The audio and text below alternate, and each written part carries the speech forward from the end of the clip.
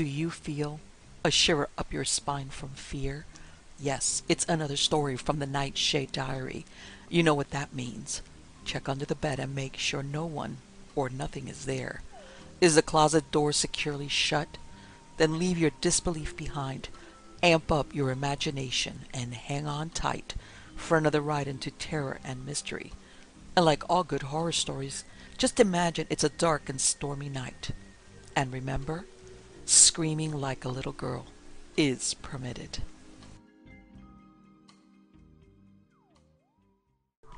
Black by Paul Cain. The man said, "I query?" "No." I shook my head and started to push past him. And he said, "McCary," again thickly. Then he crumpled into a heap on the wet sidewalk. It was dark there. There wasn't anyone on the street. I could have walked away. I started to walk away, and then the sucker instinct got the best of me, and I went back and bent over him. I shook him and said, "Come on, chump. Get up out of the puddle." A cab came around the corner, and its headlights shone on me. And there I was, stooping over a drunk whom I'd never seen before, who thought my name was McCary. Any big-town driver would have pegged it for a stick-up, would have shoved off or sat still. That wasn't a big town. The cab slid alongside the curb, and a fresh-faced kid stuck his face into the light from the meter and said, "Where to?" I said, "No place." I ducked my head at the man on the sidewalk. "Maybe this one will ride. He's paralyzed." The kid clucked. He opened the door, and I stooped over and took hold of the drunk under his armpits and jerked him up and across the sidewalk and into the cab. He was heavy in a funny limp way. There was a hard bulge on his left side, under the arm. I had an idea. I asked the kid, "Who's McCary?" He looked self-consciously blank for a minute, and then he said, "There's two, Luke and Ben. Luke's the old man, owns a lot of real estate. Ben runs a pool hall." "Let's go see Ben," I said. I got into the cab. We went several blocks down the dark street, and then I tapped on the glass and motioned to the kid to pull over to the curb. He stopped and slid the glass, and I said, "Who's McCary?" "I told you." I said, "What about him?" The kid made the kind of movement with his shoulders that would pass for a shrug in the sticks. "I told you, he runs a pool hall." I said, "Listen, this guy came up to me a few minutes ago and said, 'McCary, this guy is very dead.'" The kid looked like he was going to jump out of the cab. His eyes were hanging out. I waited. The kid swallowed. He said, "Let's dump him." I shook my head slightly and waited. Ben and the old man don't get along. They've been raising hell the last couple of weeks. This is the fourth. He jerked his head towards the corpse beside me. "Know him?" He shook his head and then, to be sure, took a flashlight out of the side pocket and stuck it back through the opening and looked at the man's dead face. He shook his head again. I said, "Let's go see Ben." "You're crazy, mister. If this is one of Ben's boys, he'll tie you up to it. And if it ain't, let's go see Ben." Ben McCary was a blond, fat man, about 40. He smiled a great deal. We sat in a little office above his pool hall, and he smiled heartily across all his face and said, "Well, sir, what can I do for you?" "My name is Block. I came over from St. Paul. Got in about half an hour ago." He nodded, still with the wide, hearty smile, stared at me cordially out of his wide-set blue eyes. I went on. "I heard there was a lot of noise over here, and I thought I might make a connection, pick up some change." McCary juggled his big facial features into something resembling innocence. "I don't know just what you mean, buddy," he said. "What's your best game?" "What's yours?" He grinned again. "Well," he said, "you can get plenty of action up in the front room." I said, "Don't kid me, Mr. McCary. I didn't come over here to play marbles."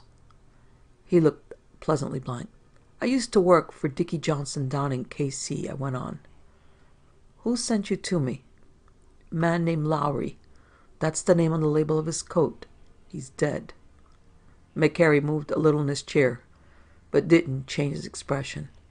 "I came in on the 9:50 train," I went on, "and started walking uptown to a hotel. Lowry came up to me over on Dell Street and said, "McCary," and fell down. He's outside in a cab, stiff. McCary looked down at the ceiling and then down at the desk. He said, "Well, well," and took a skinny little cigar out of a box in one of the desk drawers and lighted it. He finally got around to looking at me again and said, "Well, well," again. I didn't say anything.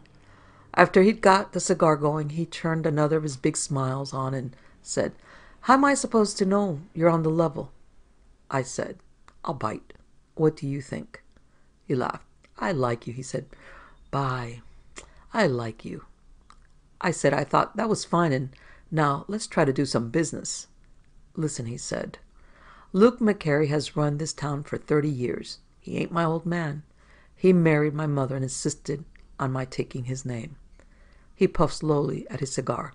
"I guess I was a pretty ornery kid." He smiled boyishly. "When I came home from school, I got into a jam. You know, kid stuff. The old man kicked me out." I lighted a cigarette and leaned back. "I went down to South America for about 10 years, and then I went to Europe. I came back here 2 years ago, and everything was all right for a while, and then the old man and I got to scrapping again." I nodded. "He'd had everything his own way too long. I opened this place about 3 months ago and took a lot of his gambling business away. A lot of the shipyard men and miners." McCary paused, sucked noisily at his cigar. "Luke went clean off his nut," he went on. "He thought I was going to take it all away from him." McCary brought his big fist down hard on the desk. "And by damn I am. Lowry's the third man of mine in 2 weeks. It's plenty in the open now." I said, "How about Luke's side?" "We got one of the," he said, "a runner. It isn't entirely over the gambling concession." Hell no. That's all it was at first. All I wanted was to make a living. Now I've got 2 notch joints at the other end of town. I've got a swell protection in with the law, and I'm building up a liquor business that would knock your eye out. I asked, "Is Luke in it by himself?"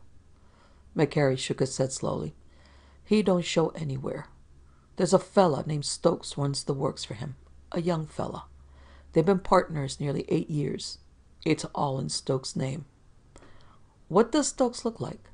"Tall, about your build, shiny black hair and a couple of big gold teeth." McCary tapped his upper front teeth with a fat finger. "Here." I said, "How much is he worth to you?" McCary stood up. He leaned across the desk and grinned down at me and said, "Not a nickel." His eyes were wide and clear like a baby's. He said slowly, "The old man is worth 2,500 smackers to you." I didn't say anything, and McCary sat down and opened another drawer and took out a bottle of whiskey. He poured a couple of drinks. "I think the best angle for you," he said, "is to go to Stokes and give him the same proposition you gave me. Nobody saw you come in here. It's the only way you can get near the old man." I nodded. We drank. "I like your style," he said. "I've been trying to get along with an outfit of yokels." We smiled at one another. I was glad he said he liked me because I knew he didn't like me at all. I was one up on him. I didn't like him very well either. Stokes sat on a corner of the big library table, his long legs dangling. He said, "You're airing, Ben. How do we know you'll play ball with us?" His eyes were stony. I looked at the old man. I said, "I don't like that fat son of yours, and I never double-crossed the best offer." Luke McCary was a thin little man with a pinched red face, bushy white hair. He sat in a big armchair on the other side of the table, his head and neck and wild white hair sticking up out of the folds of a heavy blue bathrobe. He looked at me sharply. He said, "I don't want any part of it." "Then I'll have to act on the best offer." Stokes grinned. The old man stood up. He said, "Why? Damn you and your guts." He opened a humidor on the table and took out a small automatic. "I can shoot the buttons off your vest, young fella. I can shoot you for yag right now, and no one will ever know the difference." I said, "You'll know the difference for not having taken advantage of talent when you have had the chance." He put the automatic back in the box and sat down and smiled gently at Stokes. Stokes was looking at the floor. He said, $5,000 if you wipe out the whole outfit. Run him out of town, stick him in jail, poison him, anything. Wouldn't you like a new railroad station, too? They didn't say anything for a minute. They looked at me. I went on. No sale. I'll take care of Ben for that. But busting up the organization would mean sending for a few friends. Would cost a hell of a lot more than 5. The old man looked the least bit scared for a second. Then he said, Ben'll do. How about laying something on the line? Stokes said, don't be silly. The old man cackled. Well, I never saw such guts, he said. I said, all right, gentlemen. Maybe I'll call you later. Stokes went downstairs with me. He smiled in a strange way. I never knew the old man to go for anything that looks as tricky as this. I guess it looks good because Ben thinks you're working for him. I nodded. I said, uh-huh. Ben's a swell guy. He'll probably blast me on sight. I don't think you'll find him at his joint. I waited, and Stokes leaned against the door and said, there's a big outfit downstate that's been running 12 trucks a week through here from the border. They've paid off for this division of the highway for years. To the old man, the last 2 convoys have been hijacked at 4 Mile Creek, north of town. A couple of drivers were killed. He paused, looked wise a minute, went on. That was Ben. There was a convoy due through last night. They run in bunches of 4 or 6. It didn't show up. It's a cinch for tonight. And that's where Ben will be. I said, that's fine. How do I get there? Stokes told me to follow the main highway north and where to take the cutoff that crossed 4 Mile. I thanked him and went out. I walked down to a drugstore on the corner and called a cab. When it came, I got in and had the driver jockey around until he was parked in a spot where I could watch the front door of the McCary house. After a while, Stokes came out and got into a roadster and snorted up past us and turned down the side street. I told the driver to follow him. I don't think the driver knew who it was. It didn't matter a hell of a lot anyway. I got out and told the driver to wait and walked on down Dell Street, keeping close to the fence. It was raining pretty hard again. I passed the place where Lowry had come up to me, and I went on to the corner, and then went back the same way until I came to the narrow gate I had missed in the darkness. It was more a door than a gate, set flush with a high fence. I finagled with the latch for a while and then pushed the gate open slowly and went into a yard. It was a big yard full of old lumber and old boxcar trucks, stuff like that. There was a long shed along one side and a small 2-story building on the far side. I stumbled along as quietly as I could towards the building, and then I went around the corner of a big pile of ties, and Stokes' roadster was sitting there very dark and quiet in the rain. I went past it and up to the building and along the wall until I saw the lighted window. I had to rustle around quietly and find a box and stand on it to see through a little square window. The panes were dirty. The inside looked like a time office. Stokes and Ben McCary and another man were there. They were arguing about something. McCary was walking around waving his arms. Stokes and the other man were sitting down. I couldn't hear a word they said. The rain was roaring on the tin roof of the shed, and all I could hear was a buzz of voices. I didn't stay there very long. It didn't mean anything. I got down and put the box back and wandered around until I found McCary's car. Anyway, I guessed it was his car. It was a big touring car, and it was parked near the gate on the opposite side of the block from Dell Street, where Stokes had come in. I got in and sat in the back seat. The side curtains were drawn, and it was nice to get out of the rain for a while. In about 10 minutes, the light went out, and I could hear voices coming towards the car. I sat down on the floor. The 3 of them stood outside for a minute, talking about a call from Harry. Then Stokes and the other man went off towards Stokes' car, and McCary squeezed into the front seat and stepped on the starter. I waited till we had burned through the gate and were halfway up the block, and then I put a gun against the back of McCary's neck. He straightened out in the seat and eased the brake on. I told him to go on to the old man's house. We sat in the big room upstairs. The old man sat in the big armchair by the table, and Ben sat across from him. I was half lying down in another chair out of the circle of light, and I had the gun on my lap. The old man was fit to be tied. He was green with hate, and he kept glaring at Ben out of his little red-rimmed eyes. I said, "Well, Grandpa, if you'll make out that check now, we'll finish this business." The old man swallowed. You can give me your $2,500 in cash, I went on to Ben. Then I'll put the chill on both of you, and everybody'll be happy. They must have thought I meant it. Ben got rigid, and the old man cleared his throat and made a slow pass at the humidor. I fiddled with a gun. I threw a pack of cigarettes on the table and said, "Smoke?" The old man looked at the cigarettes and at the gun in my hand and relaxed. I said, "Still and all, it don't quite square with my weakness for efficiency, yet. Maybe you boys will get together and make me an offer for Stokes. He's the star. He's been framing both of you." I don't think Ben was very surprised, but the old man looked like he'd swallowed a mouse. "He's been in with Ben on the truck heistings," I went on. "He's been waiting for a good spot to dump you, working on your connections." The old man said, "That's a damned lie." "Suit yourself." I went on to Ben. "He made the $5,000 offer for your hide, in Luke's name, tonight, and he gave me the 4-mile steer." I hesitated a moment. "Only you wouldn't try 3 in the same spot, would you?" Ben finally got a smile working. He started to say something, but I interrupted him. "Stokes told me you rubbed the 2 boys on the trucks, too." Ben's smile went out like a light. He said, "Stokes shot both those men himself, and there wasn't any need for it. They were lined up alongside the road."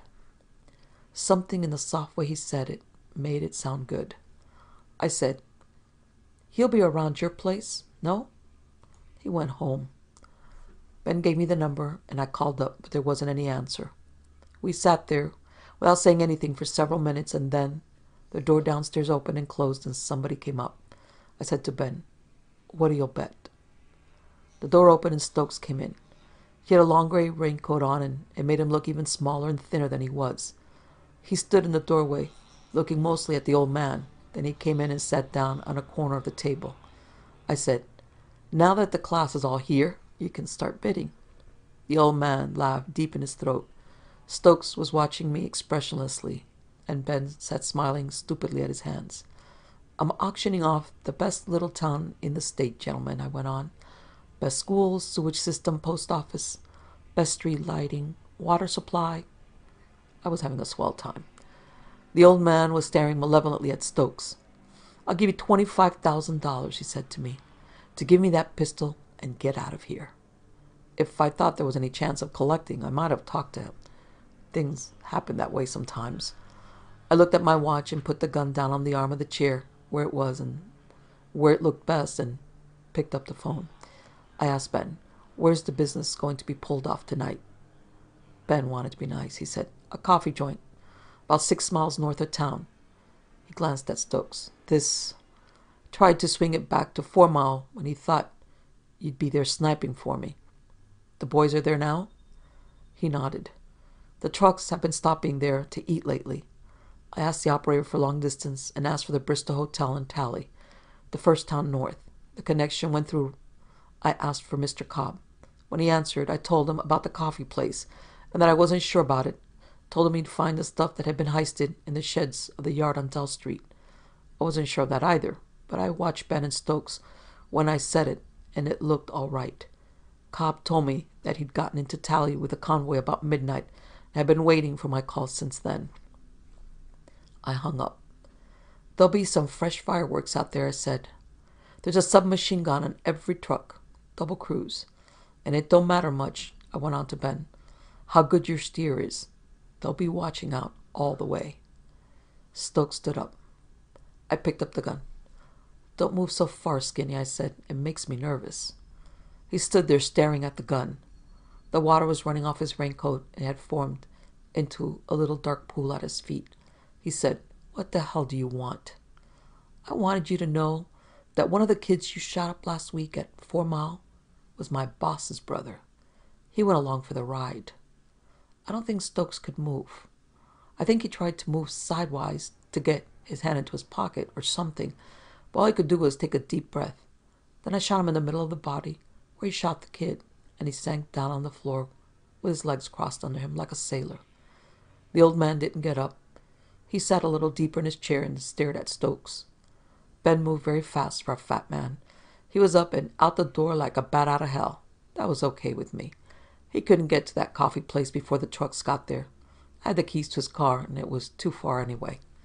I got up and put the rod away and went over to the table and picked up my cigarettes. I looked down at the old man and said, "Things will be a little quieter now, maybe. You'll get the dope for haulage through your territory as usual. See that it gets through." He didn't answer. I started for the door, and then there was a shot out in front of the house. I ran on down to the front door. It was open and Ben was flat on the threshold, had fallen smack on his face half through the door.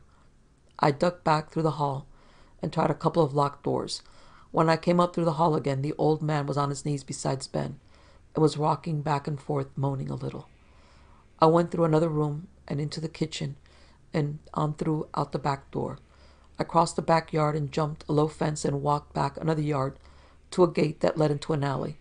I sloshed along through the mud until I came to a cross street and went on down to the corner that was diagonally across the block from the McCary house.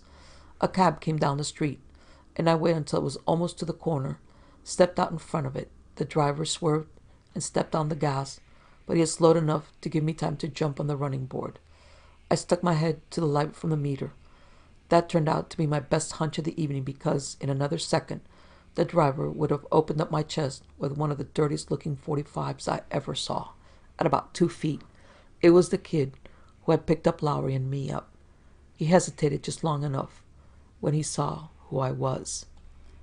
We nearly ran into a tree, and I had time to reach in and knock that cannon out of his hand. He stepped on the brake and reached for the gun, but I beat him to it by a hair and stuck it into my overcoat pocket and got him beside him. I said, "Shame on you," almost crashing an old pal like me. He sat tight in the seat and got a weak grin working and said, "Where to?" "Just away." We went on through the mud and rain and turned into a slightly better lighted street. I said, "How did you know Ben shot Lowry?" The kid kept his head down, his eyes ahead.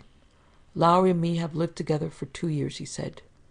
"He used to be in the hack racket too, till he got mixed up with McCary. Lowry won a lot of jack in on one of Ben's crap games a couple of days ago, and Ben wanted him to kick back with it. Said everybody that worked for him was automatically a shill and couldn't play for keeps. But Lowry's been dropping every nickel he made in the same game for months. That was okay with Ben. It was all right to lose, but you mustn't win." I nodded, lighted a cigarette.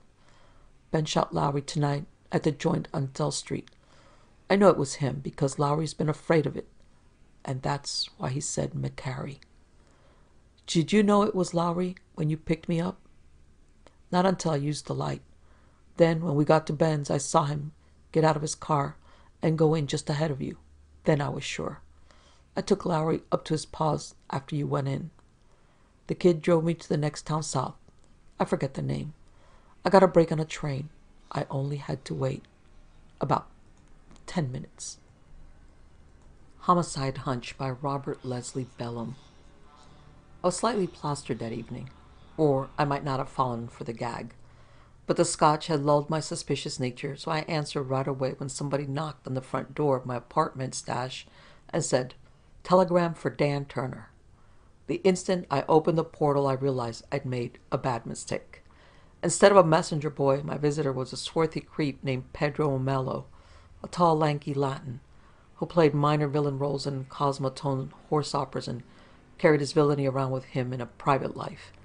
He had a narrow, mulish puss with black sideburns running down past his ears to emphasize the glitter in his slitted limbs, and he affected a costume that belonged only on a studio set. Velvet pants flaring at the cuffs, high-heeled boots, a Spanish jacket over a pink silk shirt open at the throat to show how hairy his chest was. As soon as I tabbed him, I knew I was in for trouble in copious quantities. He and I had crossed swords in the past, and he bore little love for me. In fact, what he bore for me at the moment was a pearl-handled .28 automatic.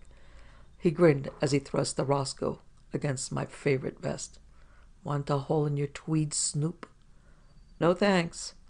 The noise might disturb the neighbors. I glued the measuring glimpse on him, wondering how much chance I had of swatting his rod aside and planting a set of fives on his sneery panorama. I concluded he was too close for me for that kind of risk. I didn't have enough room to swing. He seemed to guess my thoughts. "Make a move for your shoulder holster, and I'll let you have it," he warned me. "You needn't bother, bub. What cooks?" "Wait and see. I got a taxi waiting. Let's go for a ride. If you whistle copper even once, you'll be minus a kidney. Savvy?" I said, "Yeah." "So I won't whistle copper." He reached under my coat, frisked me for the .32 I always tote in an armpit rig. Then he pocketed both heaters, mine and his own, kept his mitt on the little .28 so its muzzle made a bulge in my direction through the cloth. "Get going." We went down to his yellow, and it ferried us out into the Tower Arms on Sunset. Presently, Romello prodded me into a lavish layout on the 7th floor, closed the door after us. I set fire to a gasper, took a hinge around the joint. The blue carpet must have cost a peck of kopecks, its thick piles seething up around your ankles when you walked on it. All the furniture was modernistic, glass and chromium tables, blue drapes, metal and leather chairs. A screwy floor lamp cast indirect light against the ceiling, and the glow bounced back down around a blue leather divan. When I piped this divan, I widened my peepers and choked. "What the?" There was a blonde quail stretched out on the glossy cushions, trussed hand and hoof with knotted ropes. Her piquant pan would have been gorgeous even without its heavy makeup. It wasn't her she-male beauty that floored me, though. It was the way she greeted me. "Dan, darling," she moaned. I gave vent to strangled noises because I wasn't her Dan darling. As a matter of fact, I'd never seen her before in my life. And I've got an address book as wide as your wrist. Evidently, I've been overlooking a bet somewhere. Then, while I was struggling to cope with this screwball situation, the Romello rodent maced me over the head with his cannon. When consciousness rejoined me, I was slumped in a chair with my wrists and ankles tied like a Christmas goose. There was a lump on my thatch the size of Grant's tomb, and I had a headache built for an elephant.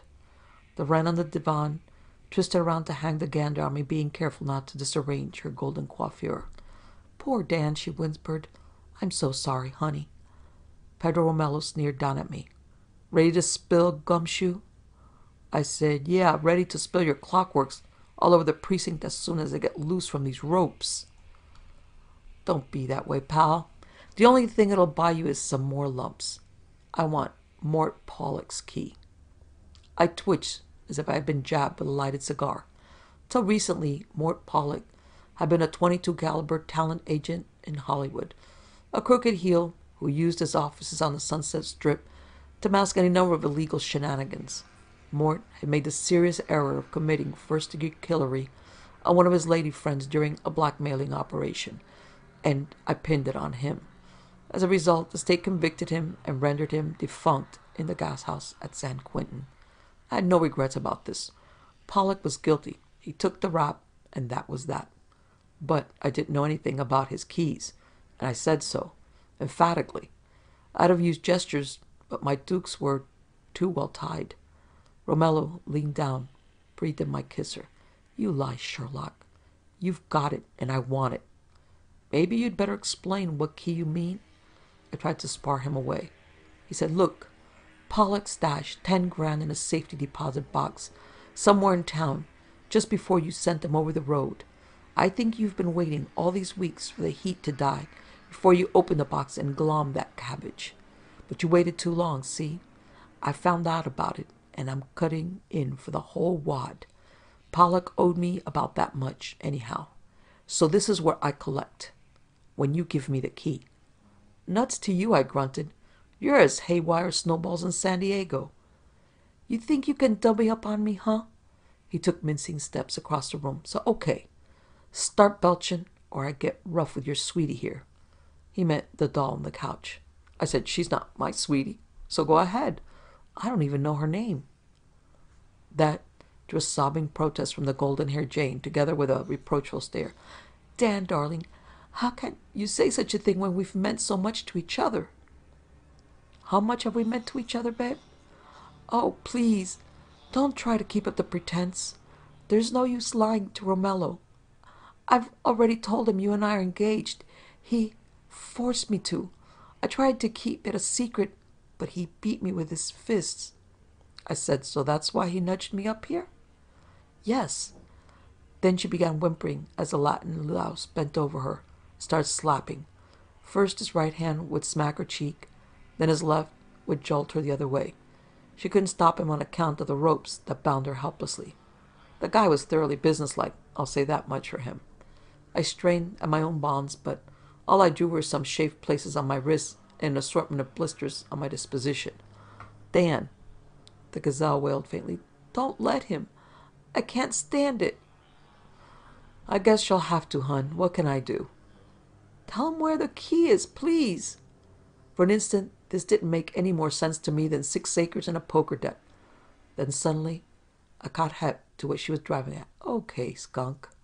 I yelled to Romello, lay off her, I'll spill. He bent his narrow puss in a smile. That's much better. Now, give. I haven't got it on me. You know that. You probably frisked me while I was unconscious. Sure I did. So just tell me where to find it. I fished the quick lie out of my head. It's in the lower left desk drawer of my office downtown in a small envelope. You know where my office is? Yeah. And if this is on the level, I'll come back. Turn you and your sweetie loose. Otherwise, it's going to be just too bad. He went to the door, powdered. As soon as I couldn't hear his footfalls in the corridor any longer, I copped an irate hinge at the yellow-haired dish on the divan. Fine kettle of herring, I growled. I know. Please, don't blame me. I was at my wits' end, or I wouldn't have dragged you into the mess, Mr. Turner. At least she had quit calling me darling, I noticed. I said, how's for spooning me the lowdown? Who are you, and what's the score? My name is June Dawn. I was Mort Pollock's girlfriend once upon a time, long before you fastened that murder on him. Oh, and you held it against me, huh? Not at all, she said swiftly. He got what was coming to him. That's not the point. What is the point, then? She drew a deep breath. Pedro Mello kidnapped me because he knew I used to be friendly with Pollock. Pedro figured I'd know about the key to Pollock's strongbox. Well, but I didn't know any more about it than you do. No matter how hard Pedro beat me, I couldn't tell him anything. He wouldn't believe me, though he thought I was holding out. I said sarcastically, so you issued me an invitation to your troubles? Yes, she blushed through the admission. I needed help, and I knew of your reputation as a clever detective. I fibbed to Romello, told him you were my fiancé. I also told him you had Pollock's key. Mighty nice of you. What was the idea? Isn't it rather obvious? I figured Romello would bring you here, which he did, and I figured it'd help me. Which I didn't, I said sourly. Her glimpse widened. Oh, but you have helped me. You've chased Romello off on a false trail. He'll be gone at least an hour or so. And when he comes back without the key, he'll convert me into Undertaker bait. I made a bitter mouth. He won't even find you here. Me either. I've been working on these ropes for quite a while. My wrists are just about loose. She tugged, and her mitts slipped out of the knots. I glued the flabbergasted gaze on her as she sat up and started working on her ankle fetters. Presently they fell away and she drifted towards me. She dredged the penknife out of my pants pocket, hacked me free of the cords that trussed me. When I finally stood upright, I spent a full minute trying to get the circulation back into my arms and legs. The chick watched me sympathetically. She piped, Isn't there anything I can do to make up for pulling you into danger? You can do this, babe, I grunted. Then I slid my arm around her and helped myself to a kiss. She didn't object, apparently. At least she didn't struggle. I sank my mitts in her shoulder, held her at arm's length, and shook the daylights out of her. Okay, tramp. Now come clean, or I'll take you apart from your beauty, I snarled. What do you mean? I mean, you've been feeding me a lot of these horseradish. To start with, Pedro Mello didn't slug you with his fist. Your hair isn't even mussed. But, I rasped. In the second place, it would be impossible for you to loosen any of Romello's knots. I tried it without making so much as a dent in them. A scared look slithered into her optics. And in the third place, Mort Pollock never had any 10 grand stashed in a safety deposit box, I said. If he'd had that amount of Gitas, he'd have hired a mouthpiece to defend him at his murder trial, to keep him from going to the gas chamber. Wait, listen. Quiet, I growled. The whole thing smells like a plant of some sort. A frame. You and Pedro Mello ran a whizzer on me, and I yearn to know why." Her pan went 3 shades paler than adulterated milk. "You've got to trust me, Mr. Turner. Dan." Then her arms coiled around my neck. I was a sucker, of course. A guy in his right mind would have laid a haymaker on her dimple and scram, but this golden hair honey was a lovely bowl of cherries, and I never could resist natural blondes anyhow. I remembered later she seemed to be listening for something. Suddenly she tightened her grip around my neck, pulled me close. "Dan, darling, kiss me, my sweet," she begged loudly. From the doorway a voice raged, "You dirty bum!" I bounced 3 feet straight up in the ozone, landed upright, and squinted stupidly at the party who'd just ankled in. He was a bald, middle-aged bozo with a pulse like a full moon and glims that blazed like bonfires. Oddly enough, I recognized him. He was a cosmotone director by the name of Maxie Shannon, an expert on cheapy westerns. He directed most of the horse operas in which Pedro Romello played minor villains. Now he lurched towards me, mouthing at the yap. "So you're the dirty louse who's been stealing my wife," I said. "Hey, wait. Is this Jessie your wife?" "She's not yours, anyway. Although anybody thinks so, I've got a good notion to." Even as he swung on me, a Roscoe sneezed. "Ka-chow!" from the kitchenette doorway. Baldy toppled forward on his profile, slugged a dent in the carpet with his trumpet. He was deceased before he stopped bouncing. Then the concealed heater blasted again, and a hornet stung me over the ear, put another crease in my haircut. The impact short-circuited my fuses. I went bye-bye. When I snapped out of my trance, Maxie Shannon's remainders lay sprawled in front of me. The only thing new about him was an automatic in his welted right duke and a scrap of paper in his left, neither of which been there when he got creamed. I dragged myself closer to his carcass, took a blurry hinge at the scrap of paper, with an anonymous note telling him that his ever-loving Frau was playing around with another man, and giving the address of this blue and chrome teepee, which explained why the poor slob had busted in and accused me of playing fast and loose with his home life. But who had shot him from the kitchenette and then tried to push a pill through my skull? Who had planted a gun and a note in Shannon's defunct clutch? I couldn't ask anybody because there was nobody in the joint to talk to. The blonde doll had taken it on the lam while I was senseless. I was all alone with the bald bozo's remnants. I staggered to my pins, stuck a gasper in my face, set it on fire. The smoke helped, but not much. There was a cellarette in one corner, though, and I found some first aid in it. Ordinarily, I never guzzled gin, but gin was all I could see. I sloshed about a pint of it past my tonsils, waited for it to do its work. Presently, I began to feel normal. With normalcy came another discovery. I lamped a .32 automatic on the floor, recognized it as mine. The one Pedro Romello had lifted out of my armpit rig when he first put the snatch on me at my own apartment stash. It had been fired recently. You could smell the burned cordite in the muzzle. Then I caught hep to the setup. Romello was the rodent who had drilled his director, Maxie Shannon, and he'd pulled the kill with my personal rod. But how had he got back into this igloo? I knew he hadn't come in through the front doorway, or I'd have spotted him entering, since I hadn't been out of the room at any time. There was no back door either. I checked on that. Moreover, none of the apartment windows opened on a fire escape, so that theory was nixed. In brief, the front door was the only possibility, yet the Latin louse hadn't returned that way. To make it worse, this front portal was now locked and bolted on the inside, which meant Romello and the blonde cupcake hadn't departed by the doorway route after Shannon was chilled, and a 7th-floor stash was too high for them to have jumped out the window without serious damage to their complexions. Yet they were gone, leaving my guilty Roscoe behind them. So there I was with a guy who'd been croaked with some of my private bullets, and suddenly I heard a pounding on the door. A voice said, "Open up in there, the law." I could guess what had happened. Some nosy neighbor had reported the sound of gunfire, put in a bleat to the bulls. Now I stood a good chance of being jerked to the Bastille on a homicide beef, and the frame might stick, too, when you considered how the set had been dressed. I was alone with a corpse in a locked room. My cannon was responsible for the killery, and I had no witnesses to substantiate the screwy truth. I prodded my mental machinery into high gear, while the cop out in the corridor renewed his pounding. There had to be another way out of this wickiup. Otherwise, Pedro Romello and the golden-haired tomato would still be in my midst. The question was, which way had they powdered? Then I tumbled. There was a dumbwaiter in the kitchenette, one of those pint-sized elevators they use in the swankier joints to lower the garbage and bring up the morning milk.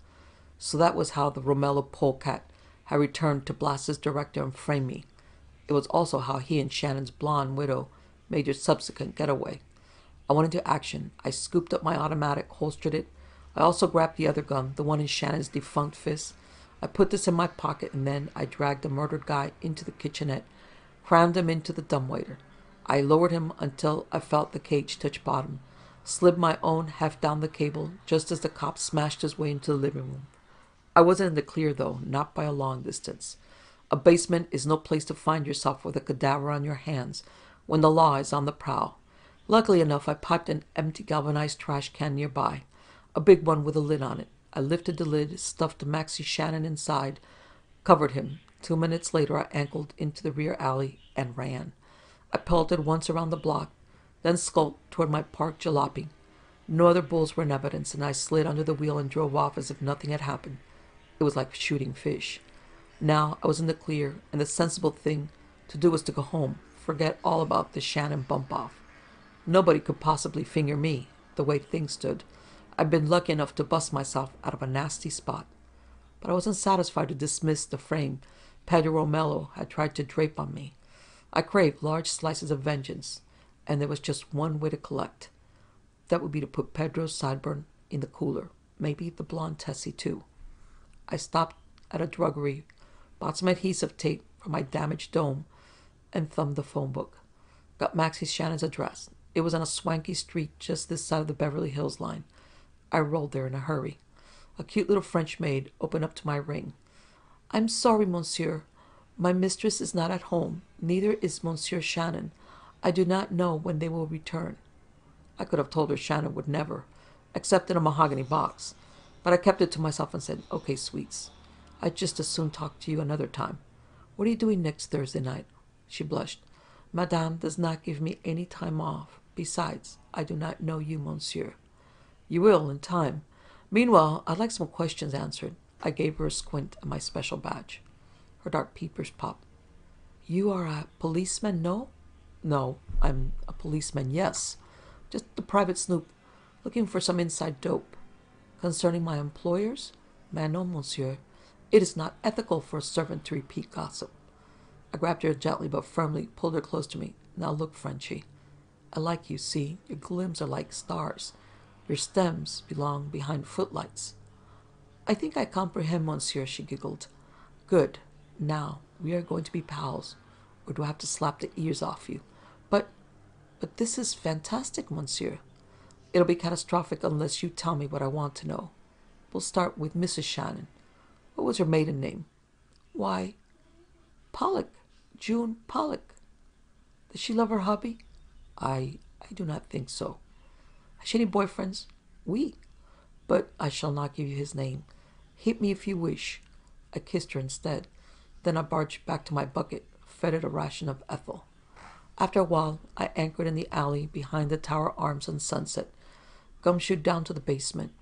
It was no job at all to lift Maxie Shannon's shell out of the trash can where I'd left him, but when I began probing at his bald spot with a long blade of my pocket knife, it wasn't so easy. Surgery isn't in my line. I kept at it, though, and presently I had the slug that had joined him with the angels. I lugged him out to my coop and propped him in it. Then on a hunch, I went back down the steps to hunt for a janitor's phone. Sure enough, I located one. In a trice, I was connected with a chromium and blue apartment on the 7th floor, which by now was apparently infested with homicide dicks, called from headquarters by the copper who'd busted in. A familiar voice answered my ring. I said, "Lieutenant Donaldson, please." "This is Donaldson." "Turner talking," I said. "How would you like to put the arm on Maxie Shannon's murderer?" David yowled. "Shannon? So that's where all this gore came from. But how did you know about it? How do you know he's been bumped? How did you figure I'd be here investigating a case without a corpus delicti?" "Stow the questions, cousin. Listen."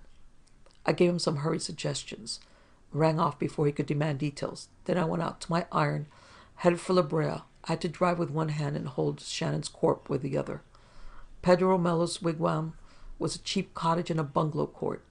I toted the late Maxie Shannon onto the front porch, braced him before me as a shield rang the bell. Romelo's voice filtered through the thin woodwork. "Who is it? And I don't want any." "Telegram for Mr. Romelo, sir." I hooked him with the same gag he'd used on me. He opened up. I thrust Shannon at him like a ventriloquist dummy and disguised my tone. "You thought you'd kill me, but you made a mistake, you stinking skunk." The lanky Latin let out a yeep you could have heard from Wyoming to Woonsocket. Then he pulled his little .28 and began blasting. I felt the bald director's husk jerking in my grasp as the slugs bunted him in the chest. Then I let him topple as Romelo's Roscoe clicked empty. Romelo got his first gander at me, and his peepers bulged like squeezed grapes. "You!" "Yeah," I said, and handcuffed him. Then a wildcat hit me in the shape of Maxie Shannon's blonde widow. She tried to claw my optics out of their sockets, but I objected to this. How could I appreciate her gorgeousness without my glimpse? And she was gorgeous, no doubt about it. I swatted her with my open duke, put everything I had behind the poke. It almost tore her profile off. She sat down on the rug, glassy-eyed as a 10-day drunk.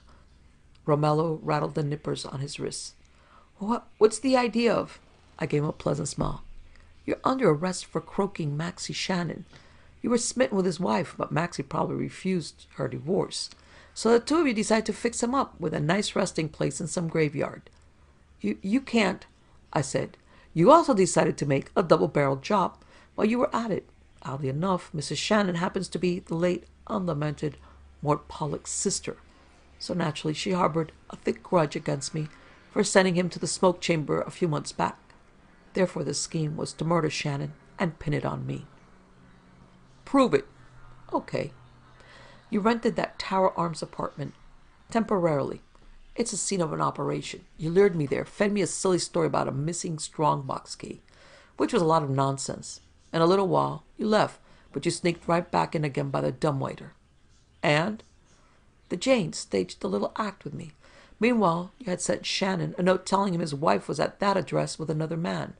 Shannon walked in, spotted her in my arms, whereupon you corpsed him from the kitchenette with my rod." "Do tell," he sneered politely. I said, "Yeah. Next, you tried to cream me with a second gun. The slug notched me on the noggin but failed to render me defunct. You didn't know this, though. You figured I was dead. So you put the second cannon in Maxie's mitt, tossed mine on the floor, made it look as we burned each other down in a pistol duel. You locked up the wigwam from inside, and finally you took your girlfriend down the dumbwaiter." Romelo bared his grinders. "A very clever song, Hawkshaw. The only trouble is you can't make it stick." "Sure I can. Or, anyhow, enough of it to make you sniff cyanide. You just emptied a whole clip of pills into Maxie, which inserts your nose in a ringer. They can't execute me for shooting holes in corpses. He was dead when you shoved him at me. The bullet that killed him came out of your automatic." "How would you know that?" "Because I—" All of a sudden he turned gray around the edges. "Oh my God," he moaned. I stepped aside so he could see Dave Donaldson standing on the porch, getting an earful. "Nice confession, huh, Dave?" Dave grunted, "Yeah," and used his own cuff to nipper the yellow-haired Shannon widow. "Up on your tootsie, sis. Let's all go down to the jug." So, I didn't have to wait until Thursday night for my date with the French maid after all. Her employer was deceased and her mistress was pinched for it, so she had her evenings free.